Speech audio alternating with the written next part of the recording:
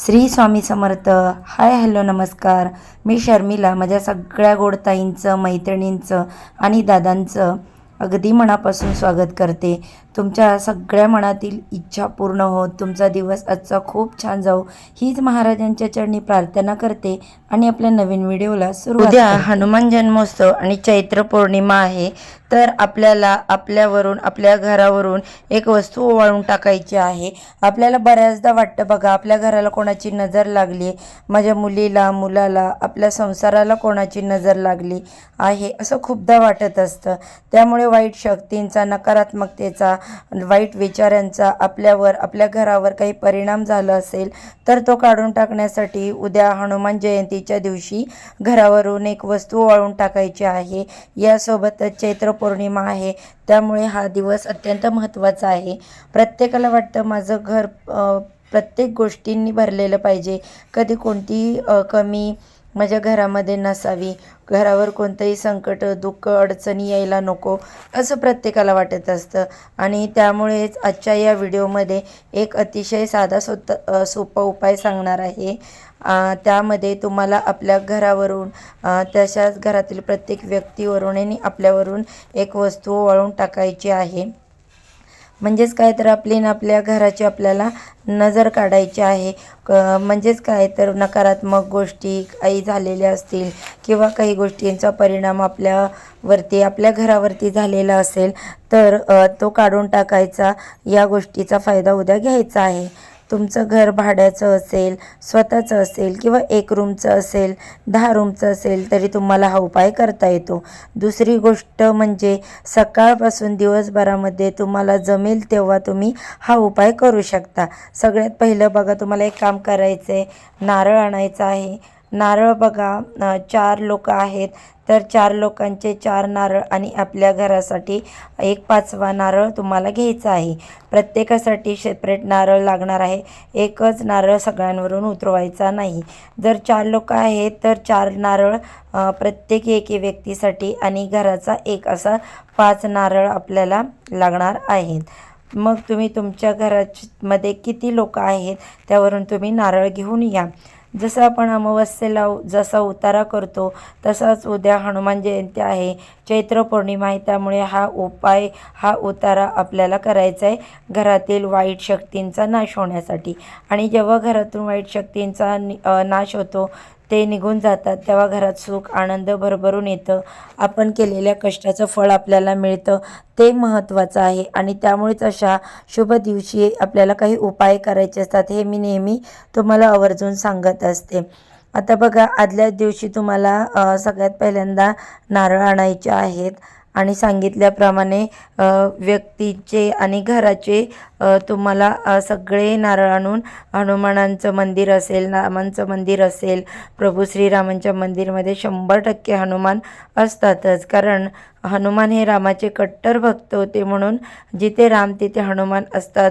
तिथे जाऊन तुम्ही बघा, जर तुमच्याकडे कोणतंही मंदिर असेल तिथे जा, रामाचं किंवा हनुमानाचं, आणि तिथे हनुमानांच्या चरणाशी स्पर्श करायचा आणि प्रार्थना करायची की मी या नारळाचा माझ्या घरावरून उतारा करणार आहे, माणसांवरून उतारा करणार आहे. माझ्या घराला, माणसांना काही वाईट नजर लागली असेल कोणाची तर ती निघून जाऊ दे, अशी तुम्हाला प्रार्थना करायची. आणि त्यानंतर ते नारळ घरी आणायचे आहे. आणि हनुमान जयंतीच्या दिवशी अंघोळ झाल्यानंतर तुम्हाला प्रत्येकावरून हा उतारा करायचा आहे. 7 वेळेस तुम्हाला हे जे नारळ आहे ते उतरवायचे आहे.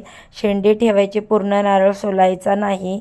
त्यानंतर समोरची व्यक्ती समोर उभी असेल तर ती नारळाची जी शेंडी तिच्याकडे करायची आणि पायापासून डोक्यापर्यंत संपूर्ण उजव्या साईडून डाव्या साईडला असं गोलाकार फिरवून घ्यायचं. जसे ओवाळणी करतो तसं डोक्यापासून ते खाली पायापर्यंत हा क्लॉकवाईज गोलाकार फिरवायचा.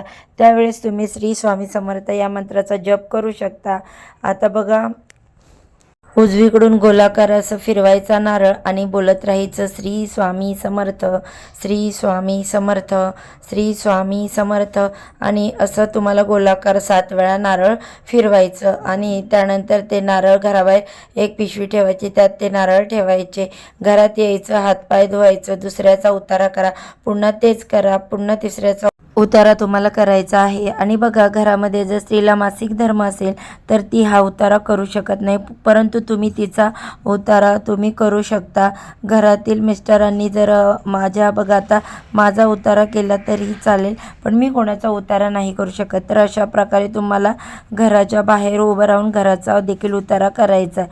प्रत्येक नारळ आपल्याला घराबाहेर ठेवायचा आणि नंतर हे सगळे नारळ घेऊन तुम्हाला अशा ठिकाणी जिथे एखाद्या झाडाजवळ टाकायचे जिथे कोणाला त्रास होणार नाही. हे उपाय बघा आपल्या चांगल्यासाठी आपण करतो, कोणाच्या वाईटासाठी करत नाही. तुम्ही जर कोणाच्या वाईटाचं मनामध्ये चिंतून जर हे उपाय केले तर तुम्हाला त्या उपायाचं काही फळ मिळणार नाही. बघा, आपण कशाला कोणाचं वाईट चिंतायचं, आपण आपल्या नशिबाने जे काय असतो तो असतो. त्यामुळे मनामध्ये कितीही वर जाऊ द्या, त्याला कधीच वाईट बोलू नका. तो त्याच्या कष्टाने असतो, त्याच्या नशिबाने असतो. आपण वाईट चिंतण्याची काही गरज नाही. हे आपण बघा उपाय जो आहे तो आपण आपल्या चांगल्यासाठीच करतो. मनात अजिबात कोणाबद्दल वाईट चिंतू नका, त्याचे परिणाम आपल्यालाच भोगावे लागतील. आता हे नारळ तुम्हाला पाण्यामध्ये किंवा जिथे कोणाला त्रास होणार नाही तिथे टाकायचे. घरी यायचं, स्वच्छ हातपाय धुवायचे, देवांना नमस्कार करायचा आणि देवांना प्रार्थना करायची की हे देवा, माझ्या घरातील लोकांना, मला किंवा घराला नजर लागली असेल, वाईट शक्ती असतील घरात, तर त्यांचा नाश होऊ दे आणि सगळं काही व्यवस्थित सुखासमाधानाने होऊ दे. तर बघा, एखाद्या घरामध्ये जरी नकारात्मकता असेल तर खूप सेवा कष्ट करून उपयोग होत नाही. घरातील माणसं खचून जातात आणि कुठेतरी आपण म्हणतो मी एवढे कष्ट करतोय तरी आपल्याला सक्सेस मिळत नाही. तर याच काही चुका असतात. तर बघा, आपल्या हातून देखील काही ना काही चुका होतात, त्यामुळे आपल्याला काही गोष्टींचा त्रास सहन करावा लागतो. म्हणून लक्षात ठेवा, तुमचं वागणं जे आहे ते सरळ असलं पाहिजे. मदतीचा हात आपण पुढे केला पाहिजे. आणि दुसरी गोष्ट म्हणजे महत्त्वाच्या या दिवशी दान करा. आणि बघा, या दिवशी हनुमान जयंतीच्या दिवशी चैत्र पौर्णिमासुद्धा आहे, त्यामुळे तुम्हाला कुलदेवीची देखील पूजा करायची, कुलदेवीची ओटी भरायची. या सगळ्या गोष्टी मी आपल्या चॅनेलवरती पहिलेच अपलोड केलेल्या आहेत व्हिडिओद्वारे. छोट्या छोट्या ज्या गोष्टी असतात पण आपण कंटाळा करतो, मग आपल्याला म्हणायची वेळ येते की माझ्यावरच अशी वेळ का येते. म्हणून नेहमी चांगली वेळ असावी किंवा वाईट वेळ आली तर चुटकीस अशी निघून जावी, यासाठी काही उपाय करणं आपल्याला गरजेचं असतं. तर सांगितल्याप्रमाणे तुम्ही उद्या नारळाचा उतारा नक्की कराल याची मी अपेक्षा करते आणि याचं तुम्हाला 100% नक्की फळ मिळेल. तर ही अत्यंत महत्त्वपूर्ण माहिती मला तुमच्यापर्यंत पोचवायची होती. व्हिडिओमध्ये सांगितलेली माहिती आवडली असेल तर व्हिडिओला लाईक, शेअर, सबस्क्राईब करा. चला तर आजच्या व्हिडिओचा इथे एंड करते. सर्वांना श्री स्वामी समर्थ.